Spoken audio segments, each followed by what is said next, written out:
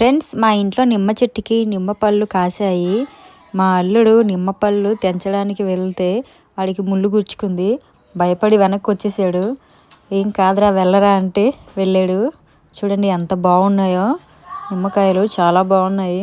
First time ఇంత పెద్ద నిమ్మకాయలు మా చెట్టుకు వచ్చాయి. చాలా హ్యాపీగా అనిపించింది. మొత్తానికి వాడు చాలా కష్టపడుతున్నాడు.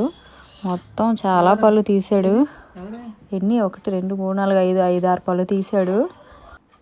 కోసిన నిమ్మకాయలని వాళ్ళ చెల్లికి ఇస్తున్నాడు పట్టుకోమని చెప్పి. మా చిన్నోడు పాము చూశాడంట. పాము చూపిస్తాడని చెప్పి చివరికి ఏం చూపించాడో చూడండి ఒకసారి మీరే.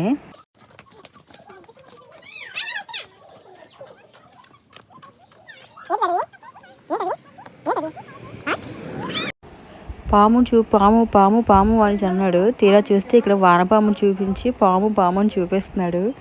ఎన్ని పాములు ఉన్నాయరా అంటే 3 పాములు ఉన్నాయంట. అది చూడండి ఎలా చెప్తాడు వచ్చి రాని మాటలతోటి. ఎన్ని డాడీ పాములు?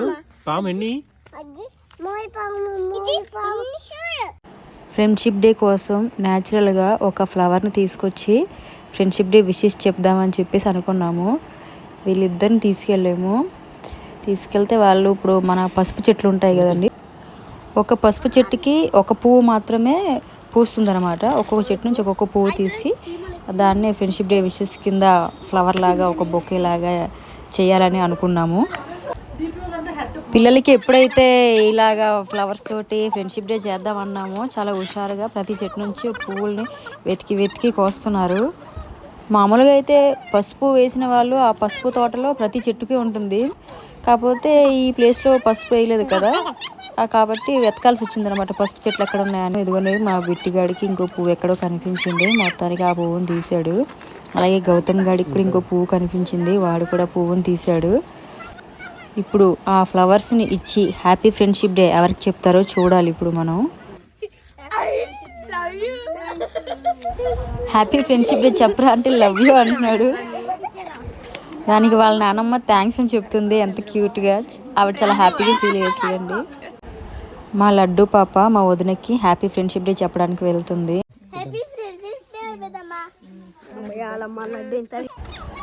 మా గౌతమ్ బాబు అలాగే మా బిట్టిగాడు బెస్ట్ ఫ్రెండ్స్ అనమాట చిన్నప్పటి నుంచి.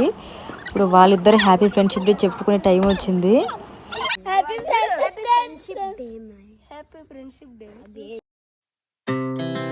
Our hearts beat to the city streets. We began to feel the fire.